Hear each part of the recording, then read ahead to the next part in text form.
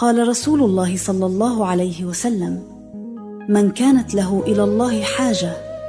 فليكرر هذا الدعاء 3 مرات: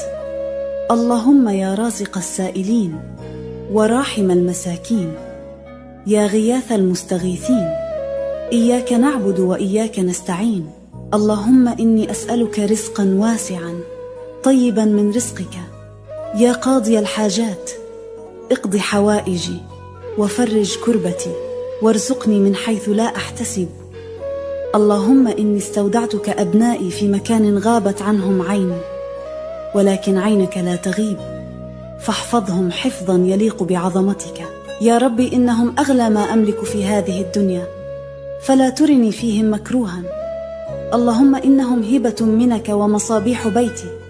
فاللهم لا تطفئ لهم نورا واهدهم من الصالحين،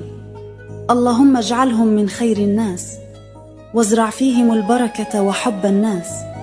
واكتب لهم النجاح يوما بعد يوم، اللهم اجعلهم من الذين يستمعون القول فيتبعون أحسنه، وأبناء كل من كتب هذا الدعاء، اللهم صل وسلم وبارك على سيدنا وحبيبنا محمد وعلى آله وصحبه أجمعين، اللهم اجعلهم من الذين يستمعون القول فيتبعون أحسنه، وأبناء كل من كتب هذا الدعاء، اللهم صل وسلم وبارك على سيدنا وحبيبنا محمد وعلى آله وصحبه أجمعين.